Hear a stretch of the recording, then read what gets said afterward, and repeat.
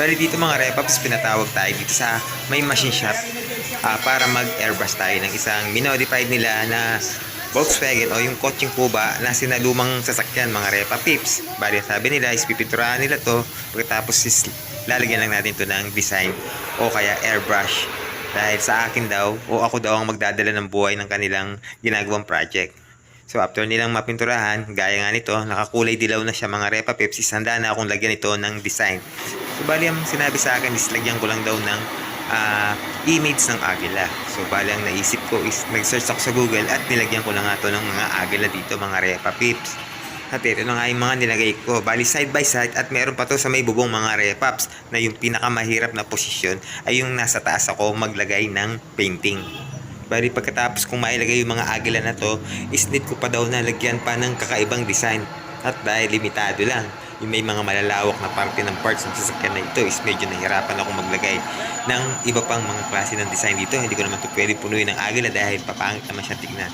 Kaya ang naisip ko after ko itong mailagay itong pinakahuling agila dito sa may bandang bubungan, ang naisipan kong gawin is maglagay na lang ako ng mga support na background kagaya na lang ng marble effect o marble effect. So yun lang ang pinaka naisip ko na paraan para mabuo yung ating project dito mga repa pip. At eto na nga, habang unti-unti kong binubuo itong agila dito sa may taas ng bubong, is unti-unti ko na rin iniisip na dapat lalapat yung aking support na design after ng mga agila na ilalagay ko o mga pinintingan ko na naayon sa gusto ng ating client. At nang matapos ko nga yung mga painting na agila, mga repa pips, is naisipan ko na lang na mag-marble effect dito. Hindi ko na nga ito nakuha na ng camera o hindi ko na ito na-document para kung paano natin ito gawin. So, magagawa na lang tayo ng aparteng video para dito mga repaps kung paano ko ito ginawa, itong marble effect. Bali hindi nga pala ito basta-basta marble effect mga repaps dahil naglagay pa ako dito ng mga guhit sa may pagitan o gitna ng mga tubo dito. At di mo nga talaga mapapansin dahil naglagay pa ako ng masking tape na 1/4 dyan na nakalatag pa. At mamaya unti-unti na natin tatanggalin yung mga yan. Bali pati na nga itong carrier is minarbol effect ko na rin para mas astig siyang tignan. At sa lalagyan ko naman is pagugustuhan to ng client natin. At kagaya nga sinabi ko kanina is may nailatag pa ako na 1/4 dyan na masking tape para magsilbing guhit yan mga repa pip sa ating mga tubo para mas astig pa at mas malinis pa siyang tignan.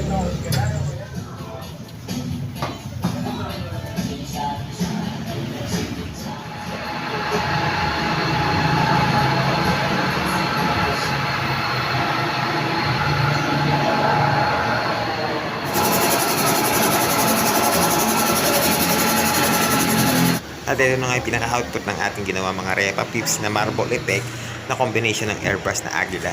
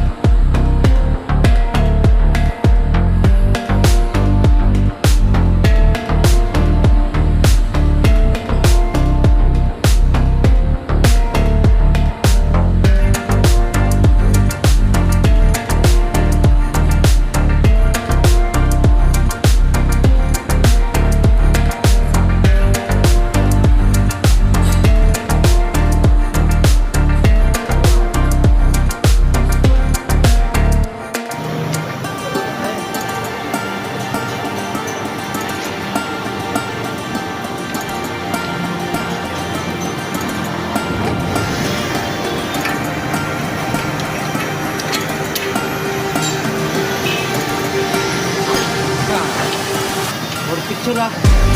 Nauna ka pa sa amin. Ha? Nauna ka pa sa amin. Oh, siyempre. Ah.